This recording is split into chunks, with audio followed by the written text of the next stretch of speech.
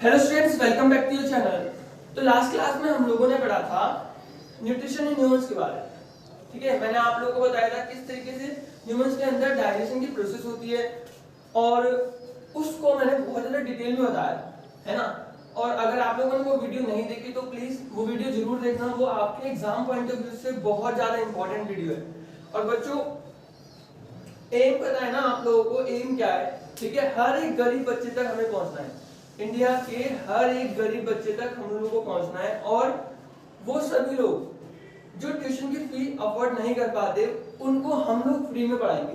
ठीक है, तो आप लोगों का भी यही एम होना चाहिए, जितना मैक्सिमम हो सके हमारी वीडियोस को शेयर करो, और अगर चैनल को सब्सक्राइब ना करा हो तो चैनल को सब्सक्राइब जरूर कर लेना। देखो, आज की क्लास में हम लोग पढ़ेंगे रेस्पिरेशन। तो आज की क्लास में हम लोग पढ़ेंगे रेस्पिरेशन के बारे में। बहुत ही इंपॉर्टेंट लेक्चर है ये भी। ठीक है, सभी लाइफ प्रोसेसेस बहुत इंपॉर्टेंट है आपके एग्जाम पॉइंट ऑफ व्यू से, तो अच्छे से समझना। मैं आप लोगों को बहुत डिटेल में समझाऊंगा इन्हें। देखो, रेस्पिरेशन क्या होता है? The process of breakdown of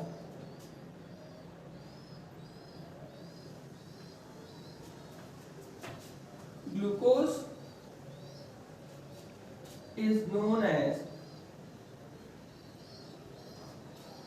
respiration। ठीक है, तो ग्लूकोज के टूटने की जो प्रोसेस होती है, ग्लूकोज के टूटने की जो प्रोसेस होती है उसको क्या बोलते हैं हम लोग? रेस्पिरेशन बोलते हैं। अब ये जो रेस्पिरेशन होता है,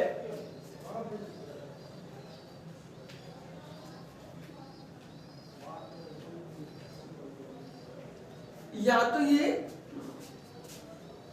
in the presence of oxygen होगा,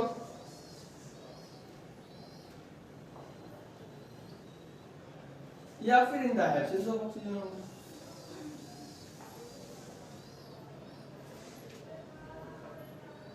ठीक है, ग्लूकोज के जो टूटने की प्रोसेस होती है उसी को हम लोग क्या बोलते हैं? रेस्पिरेशन बोलते हैं। अब ये जो ग्लूकोज ब्रेकडाउन होगा, ठीक है, या तो ये प्रेजेंस ऑफ ऑक्सीजन में होगा या फिर एब्सेंस ऑफ ऑक्सीजन में होगा। अगर प्रेजेंस ऑफ ऑक्सीजन में होता है तो इसको हम लोग बोलते हैं एरोबिक रेस्पिरेशन, और अगर एब्सेंस ऑफ ऑक्सीजन में होता है तो एनारोबिक रेस्पिरेशन। ठीक है, फिर से समझो क्या होता है। रेस्पिरेशन एक ऐसी प्रोसेस होती है जिसमें ब्रेकडाउन होता है ग्लूकोज का। नाउ इससे क्या फायदा? ग्लूकोज के ब्रेकडाउन होने से क्या होगा? एनर्जी रिलीज होगी। उस एनर्जी को सेलुलर एक्टिविटी को परफॉर्म करने के लिए यूज करा जाएगा। मतलब सेल के अंदर होने वाली कोई भी एक्टिविटी जो होगी उसके लिए एनर्जी की रिक्वायरमेंट होती है, वो एनर्जी क्या होगा? ग्लूकोज के ब्रेकडाउन होने से होगी। ठीक है, इसी को हम लोग रेस्पिरेशन कहते हैं। अब ये जो एनर्जी होती है हमको दो कंडीशन में मिल सकती हैं। एक तो क्या होगा? आपका प्रेजेंस ऑफ ऑक्सीजन होगा, एक होगा एब्सेंस ऑफ ऑक्सीजन। अगर प्रेजेंस ऑफ ऑक्सीजन होता है तो वो कैसा रेस्पिरेशन होगा? एरोबिक रेस्पिरेशन होगा, और एब्सेंस ऑफ रेस्पिरेशन होता है तो वो एनारोबिक रेस्पिरेशन होगा। इन दोनों टर्म को मैं और अच्छे से समझाऊंगा आपको आगे लेक्चर में। अभी बस मैंने थोड़ा समझाने के लिए बताया था कि किस किस तरीके से जो ग्लूकोज है वो टूट सकता है। ठीक है, अभी देखो, अगर हम बात करें ह्यूमंस के अंदर रेस्पिरेशन की, अगर हम बात करें रेस्पिरेशन इन ह्यूमन, तो यहाँ पर दो स्टेप्स होते हैं या दो टाइप के रेस्पिरेशन होते हैं। ठीक है, एक तो होता है आपका एक्सटर्नल और एक होता है सेल्यूलर। ठीक है, एक्सटर्नल रेस्पिरेशन इंक्लूड्स ब्रीदिंग। ठीक है, ये जो एक्सटर्नल रेस्पिरेशन होता है उसमें क्या होती है? ब्रीदिंग की प्रोसेस होती है। ना ब्रीदिंग में क्या होगा आपका? इनहेलेशन और एक्सहेलेशन। ठीक है, क्या होगा ब्रीदिंग में? इनहेलेशन होगा या फिर एक्सहेलेशन होगा। तो what is inhalation? Inhalation is taking in oxygen rich air. ठीक है, ऑक्सीजन रिच एयर को बॉडी के अंदर ले जाने की जो प्रोसेस होती है उसको क्या बोलते हैं हम लोग? इनहेलेशन बोलते हैं। And what is exhalation? releasing out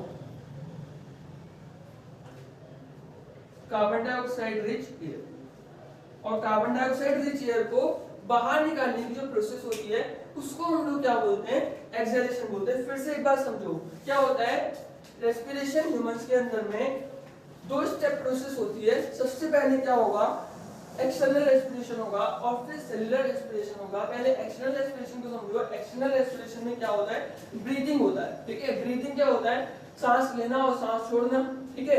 अगर हम लोग सांस अंदर ले रहे हैं तो इस प्रोसेस को हम लोग क्या बोलेंगे, इनहेलेशन बोलेंगे, और बाहर छोड़ रहे हैं तो इसको क्या बोलेंगे हम लोग, एक्सहेलेशन बोलेंगे। Taking in oxygen rich air is known as inhalation and releasing out carbon dioxide rich air is known as exhalation.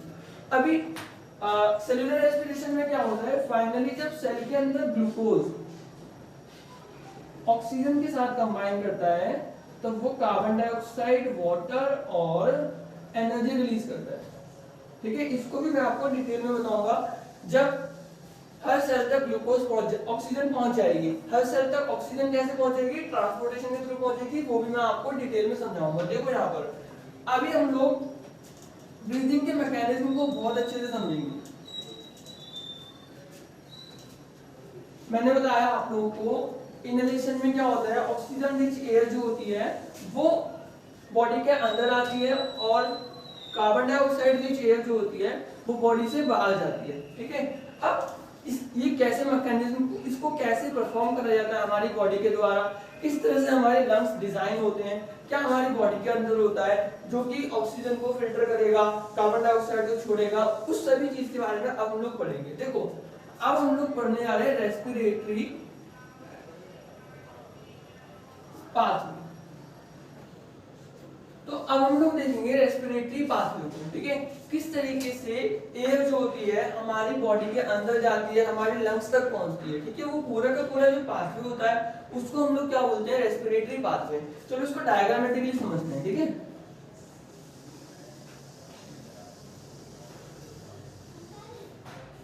देखो ये क्या है, हमारी नेजल कैविटी, ठीक है। नेजल कैविटी में क्या होता है, एयर पार्टिकल्स होते हैं, ठीक है। इसके अलावा म्यूकस ग्लैंड, ये हेयर पार्टिकल और म्यूकस ग्लैंड का क्या काम होता है, जितनी भी एयर के अंदर इम्प्योरिटीज हैं, जितने भी डस्ट पार्टिकल है उन सबको ट्रैप कर लेना, ठीक है। जितने भी इम्प्योरिटीज हैं उन सबको क्या कर लेगा, ये ट्रैप कर लेगा। अब एयर क्या करेगी, हमारे फेरिंक्स वाले रीजन में, ठीक है। इसको क्या बोलते हैं हम लोग, फेरिंक्स, ठीक है। फेरिंक्स के बाद आपका आता है वॉइस बॉक्स। इस वॉइस बॉक्स को हम लोग क्या बोलते हैं, लैरिंक्स भी बोलते हैं, ठीक है। फेरिंक्स के बाद क्या आएगा आपका वॉइस बॉक्स, जिसको हम लोग क्या बोलते हैं, लैरिंक्स भी बोलते हैं। और ये जो है ना, ये छोटा सा मैंने बताया, इसको बोलते हैं एपिग्लॉटिस। एपिग्लॉटिस क्या करता है, प्रिवेंट करता है फूड को एंटर करने से विंड पाइप के अंदर, ठीक है। फूड को विंड पाइप के अंदर एंटर करने से रोकता है कौन, एपिग्लॉटिस। फिर समझो एक बार, nasal cavity में air particle, mucus gland which filters the air and then the air enters into pharynx, from there it enters into larynx. Now this is our wind pipe, ठीक है। इसी को हम लोग ट्रैक विंड पाइप या फिर trachea बोलते हैं, ठीक है। अब यहाँ पर क्या होता है, इस विंड पाइप में कार्टिलेजिनस रिंग्स होती हैं, मतलब ये रिंग्स कार्टिलेज की बनी होती हैं जो कि प्रिवेंट करती हैं स्क्वीजिंग ऑफ विंड पाइप, ठीक है। विंड पाइप की स्क्वीजिंग को प्रिवेंट करती हैं कार्टिलेजिनस रिंग्स, ताकि एयर इजीली फ्लो कर सके, ठीक है। फिर ये जो ट्रैकिया होता है ये ब्रोंकाई के अंदर, ठीक है, ये बनाएगा आपका ब्रोंकाई। और ये जो ब्रोंकाई होते हैं, ये ब्रोंकाई जो होते हैं आपके लंग के अंदर एंटर करते हैं, ठीक है।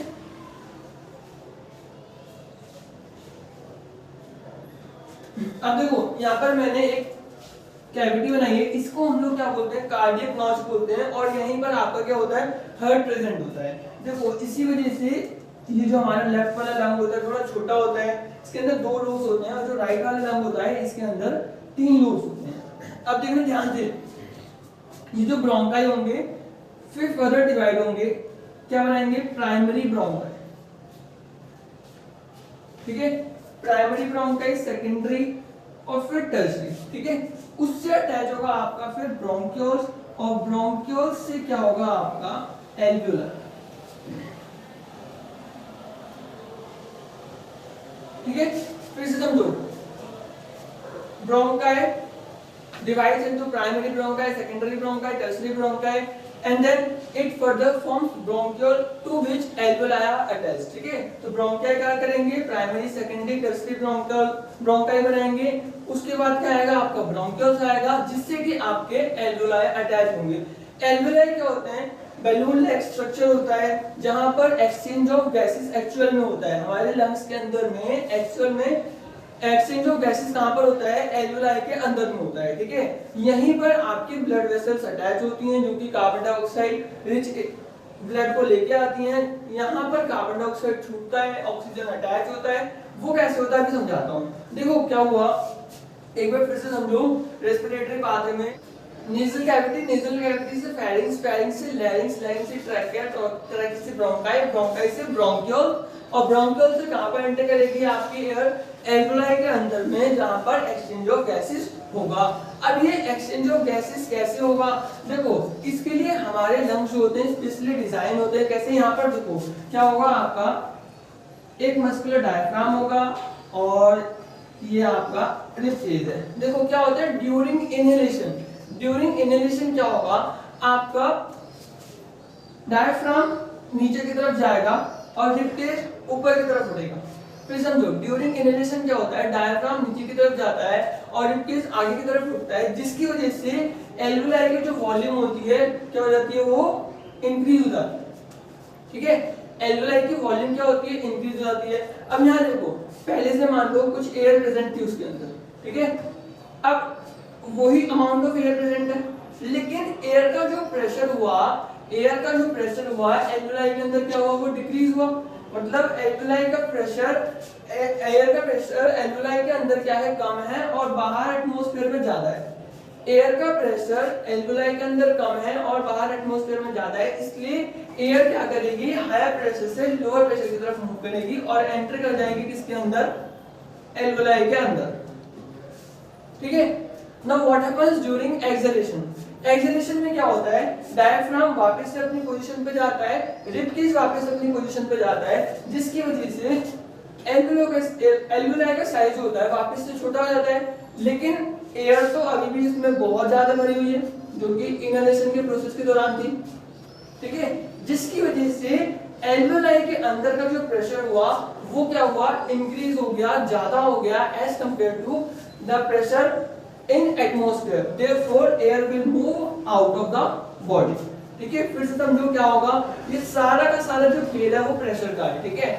जब एल्वियोलाई के अंदर प्रेशर कम था, एटमॉस्फेयर में ज्यादा था, तो एयर क्या हुई, अंदर मूव करी। जब अंदर प्रेशर ज्यादा था और बाहर कम था, तो एयर ने अंदर से बाहर मूवमेंट करी, ठीक है। अब ये कैसे हो पाया, ये हो पाया एल्वियोलाई की वॉल्यूम के इंक्रीज और डिक्रीज होने से, ठीक है। जब डायफ्राम नीचे जाएगा, रिब केज ऊपर आएगा, इसकी वजह से एल्वियोलाई का वॉल्यूम क्या हो जाएगा, बढ़ जाएगा, एयर प्रेशर कम हो जाएगा, और जब डायफ्राम वापस से अपनी पोजीशन पे जाएगा, रिब केज अपनी पोजीशन पे जाएगा, फिर से एल्वियोलाई का साइज क्या हो जाएगा, छोटा हो जाएगा, जिसकी वजह से एयर प्रेशर क्या हो जाएगा, बढ़ जाएगा। तो बच्चों आज की क्लास हम लोग यहीं फिनिश कर रहे हैं। नेक्स्ट क्लास में सबसे पहले हम लोग देखेंगे किस तरीके से ये जो ऑक्सीजन होती है वो डिफरेंट ऑर्गन तक ट्रांसपोर्ट होती है, और फिर हम लोग पढ़ेंगे सेलुलर रेस्पिरेशन के बारे में, ठीक है। और अगर आप लोगों को वीडियो पसंद आई हो, ठीक है, तो लाइक जरूर करना और चैनल को सब्सक्राइब करना मत भूलना। Thank you so much.